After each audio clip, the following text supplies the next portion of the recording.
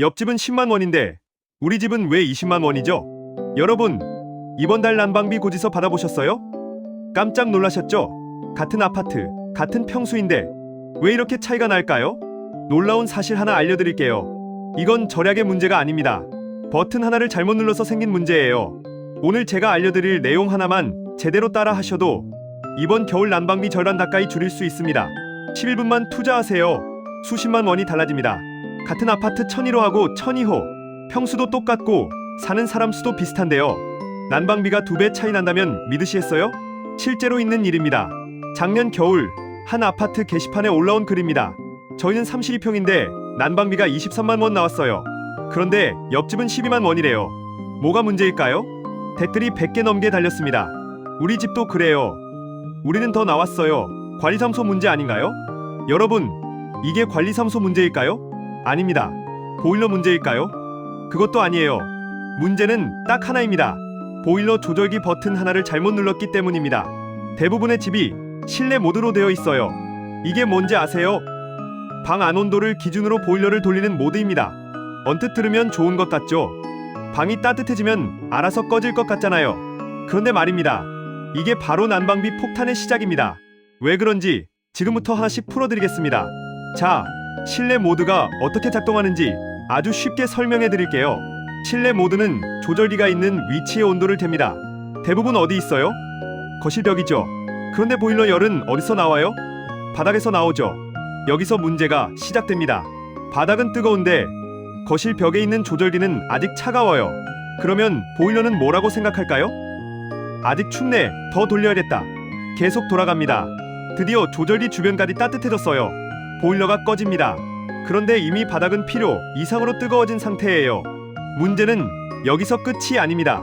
잠깐 있으면 조절기 근처가 다시 식어요. 왜냐하면 공기는 금방 식거든요. 그러면 보일러가 또 켜집니다. 바닥은 아직 따뜻한데도요. 이게 반복됩니다. 하루 종일 매일매일요. 보일러는 쉴 새 없이 돌아가고 가스는 펑펑 나갑니다. 그런데 정작 방은 그렇게 따뜻하지도 않아요.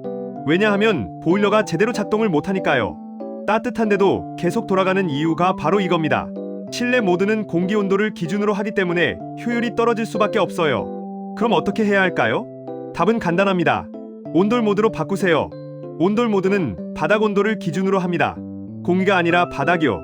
우리나라 난방 방식이 바닥 난방이잖아요. 그러니까 온돌 모드가 훨씬 효율적입니다. 바닥이 설정한 온도에 도달하면 보일러가 딱 멈춥니다. 그리고 바닥은 한번 데워지면 오래 가거든요. 공기보다 훨씬 오래 따뜻함을 유지해요. 그러니까 보일러가 자주 켜졌다 껐다 할 필요가 없어요. 특히 이런 집에서 효과가 큽니다.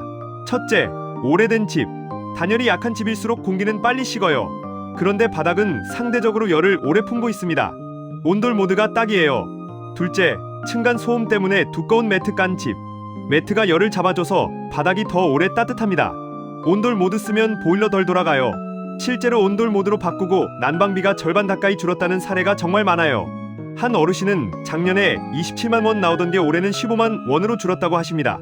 버튼 하나 바꿨을 뿐인데요. 이번엔 정말 많은 분들이 착각하는 부분입니다. 보일러 조절기에 예약 버튼 있죠? 여러분 이거 어떻게 쓰고 계세요? 아침 6시에 일어나니까 3시에 예약해서 따뜻하게 해놔요. 외출했다가 5시에 들어오니까 2시간 전에 예약해요. 이렇게 쓰고 계시죠? 저도 그랬습니다. 그런데 말입니다. 이게 완전히 틀렸어요. 예약 버튼은 3시간 뒤에 켜줘가 아닙니다. 바닥이 식지 않게 최소한만 유지해줘야 해요. 무슨 말이냐면요. 예약을 해놓으면 보일러가 완전히 꺼지는 게 아니라 아주 약하게 돌아갑니다. 바닥이 완전히 식지 않을 정도로만요. 왜 이게 중요할까요? 한번 완전히 식은 바닥을 다시 데우려면 엄청난 가스가 필요합니다. 차가운 물 끓이는 것보다 미지근한 물 끓이는 게 훨씬 빠르잖아요. 바닥도 마찬가지예요. 그래서 외출할 때 완전히 끄는 습관, 이게 오히려 손해입니다. 꺼놨다가 나중에 다시 확 올리면 가스가 훨씬 많이 들어요. 대신 예약 버튼 눌러놓으세요. 그러면 바닥이 미지근하게 유지됩니다. 집에 들어와서 조금만 올려주면 금방 따뜻해져요. 가스도 훨씬 적게 들고요. 이거 하나만 바꿔도 난방비 차이 엄청납니다. 그럼 외출 모드는 뭐예요? 그것도 절약 아닌가요? 좋은 질문입니다. 외출 모드, 다들 절약된다고 생각하시죠? 저도 그랬어요. 그런데 이것도 때와 장소를 가려야 합니다. 외출 모드의 정확한 목적은 이겁니다. 장시간 비울 때 동파 방지. 겨울에 집을 며칠씩 비우면 배관이 얼 수 있잖아요. 그걸 막으려고 최소한의 온도만 유지하는 게 외출 모드예요. 완전히 끄는 것보단 낫지만 그렇다고 효율적인 건 아니에요. 특히 이런 경우엔 오히려 손해입니다. 하루 이틀 정도만 외출하는 경우요. 외출 모드로 해놓으면 바닥이 식습니다. 많이는 아니지만 꽤 식어요. 그러면 돌아와서 다시 데우는데 시간도 오래 걸리고 가스도 많이 들어요. 이럴 땐 차라리 온돌 모드 낮은 온도로 설정해 놓는 게 낫습니다. 예를 들어 평소 40도로 쓰신다면 외출할 때 30도로 낮추고 가세요. 그러면 바닥이 완전히 식지 않아요. 돌아와서 40도로 올리면 금방 따뜻해집니다. 외출 모드는 진짜 3일 이상 장기간 비울 때만 쓰세요. 그게 제대로 된 사용법입니다. 이번엔 많이 간과하는 부분, 온수 온도입니다. 여러분, 보일러 온수 온도 어떻게 맞춰 놓으셨어요? 혹시 고로 되어 있나요? 뜨거운 게 좋잖아요. 설거지할 때 뜨거워야 기름기가 잘 빠지니까. 맞습니다. 그런데 문제가 있어요. 보일러는 물을 설정한 온도까지 데웁니다. 고로 맞춰 놓으면 물을 거의 끓이다시피 해요. 그런데 우리는 그 뜨거운 물 그대로 써요? 아니죠. 찬물 섞어서 씁니다. 생각해보세요. 보일러로 물을 끓인 다음에 다시 찬물 섞어서 식히는 거예요. 이게 말이 됩니까? 가스를 2배로 쓰는 거나 마찬가지예요. 그럼 어떻게 해야 할까요? 계절별로 적정 온도를 맞추세요. 겨울에는 중 정도면 충분합니다. 약 5055도예요. 설거지하기에 딱 좋은 온도고 샤워할 때도 찬물 조금만 섞으면 돼요. 봄, 가을에는 중하 정도로 낮추세요. 4550도면 충분합니다. 여름에는 아예 하루 내리세요. 날씨가 더우니까 미지근한 물도 괜찮거든요. 이것만 바꿔도 가스비가 20% 정도 줄어듭니다. 실제로 해보신 분들 후기 보면 온수 온도만 낮췄는데 고지서가 확 달라졌다는 이야기 정말 많아요. 한번 해보세요. 생각보다 온도 낮춰도 불편하지 않습니다. 자, 여기까지 보일러 설정 이야기했습니다. 그런데 아무리 보일러를 잘 써도 열이 새면 소용없어요. 충격적인 사실 하나 알려드릴게요.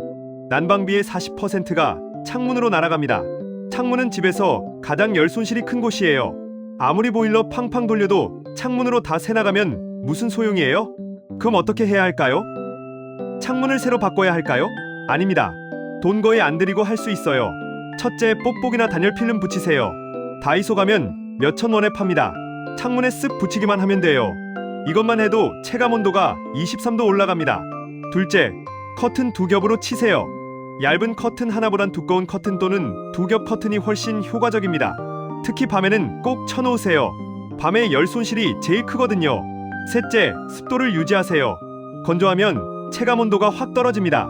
가습기 틀거나 빨래 실내에서 말리거나 물 끓이는 것만으로도 습도가 올라가요. 습도 5060% 유지하시면 같은 온도여도 훨씬 따뜻하게 느껴집니다. 이 3가지만 해도 난방비 아끼면서 더 따뜻하게 지낼 수 있어요. 건강도 지키고요. 자, 여기까지 오시느라 수고 많으셨습니다. 이제 정리해 드릴게요. 오늘 당장 할 수 있는 체크리스트입니다. 종이에 적어 놓으세요. 1점, 보일러 조절기 실내 모드에서 온돌 모드로 변경. 2점, 외출할 때 완전히 끄지 말고 예약 버튼 원하던 온도 유지. 3점, 온수 온도 고에서 중으로 낮추기 계절별 조정. 4점, 창문 단열, 뽁뽁이, 커튼, 습도 관리. 이 4가지만 하세요. 이것만 해도 난방비가 3050% 줄어듭니다. 진짜예요. 중요한 건 따뜻함을 포기하지 않는다는 겁니다. 우리는 춥게 사는 게 아니라 새는 돈을 막는 거예요. 같은 온도를 유지하면서 가스를 절반만 쓰는 거예요. 오늘 저녁에 가족들과 함께 보일러 조절기 한번 확인해보세요. 온돌 모드로 바꾸고 온수 온도도 낮춰보세요. 내일 아침부터 바로 달라질 겁니다. 그리고 한 달 뒤에 고지서 받아보시면 깜짝 놀라실 거예요. 이번 달 왜 이렇게 적게 나왔지? 그때 이 영상 생각나실 겁니다. 그럼 댓글로 후기 남겨주세요. 진짜 줄었어요. 그 한마디가 저한테 큰 힘이 됩니다. 마지막으로 보너스 팁 하나만 더 드릴게요. 보일러 청소 23년에 한 번은 꼭 하세요. 보일러 안에 찌꺼기가 쌓이면 효율이 떨어집니다. 같은 양의 가스를 써도 열이 덜 나와요. 청소 한 번 하면 1015% 효율이 올라갑니다. 관리사무소나 보일러 회사에 전화하면 와서 해줘요. 비용도 57만 원 정도로 비싸지 않습니다. 한 번 해놓으면 몇 년 가니까 절대 아깝지 않아요. 그리고 필터 청소는 여러분도 할 수 있어요. 조절기 뒷면이나 보일러 본체 쪽에 먼지 쌓이잖아요. 한 달에 한 번씩 마른 걸레로 닦아두세요. 이것만 해도 효율이 달라집니다. 작은 관심이 큰 돈을 아낍니다. 오늘 영상 어떠셨나요?